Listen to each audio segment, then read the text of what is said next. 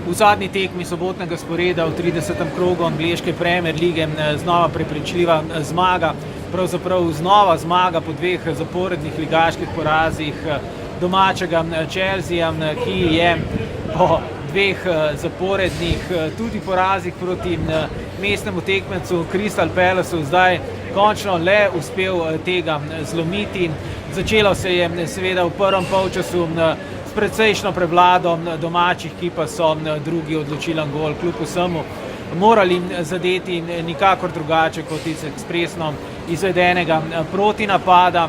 No, Antonio Conte je, to je treba povedati, že uvodoma zaposlil končno pravo špico. Olivier Giroud je bil kar dober, še boljši bi bil, če bi seveda v mrežo stisnil dva zicerja, pa kljub vsemu je bila nekako igra Chelsea bolj sproščena.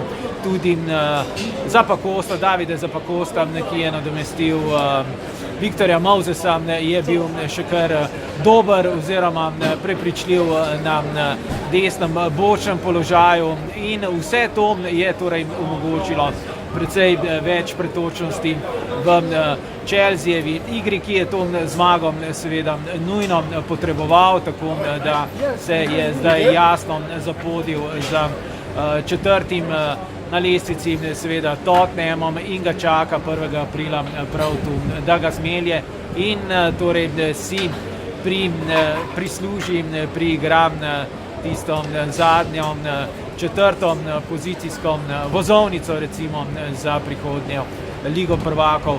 No, hkrati seveda zelo velja, da je današnja zmaga zlata za Chelseajevo moralo tik pred odhodom na gostovanje oziroma na povratno tekmo v Barcelono. Kaj se bo tam zgodilo, seveda je zaenkrat še povsem nejasno, malo verjetno je pa, da bo Chelsea igral tam v Barceloni, torej s tako formacijo, kot je nastopil to popoldne proti Crystal Palaceu. Crystal Palace se je nekoliko razigral, še posebej v drugem polčasu, vrnil se je po hudi poškodbi Wilfried Zaha, kar pomeni, da je Crystal Palace zelo pripravljen na prihodnji obračun, predvsem pa na aprilski niz tekem, ki jih mora dobiti, če želi južno-londonski klub ohraniti svojo premier ligaško kožo.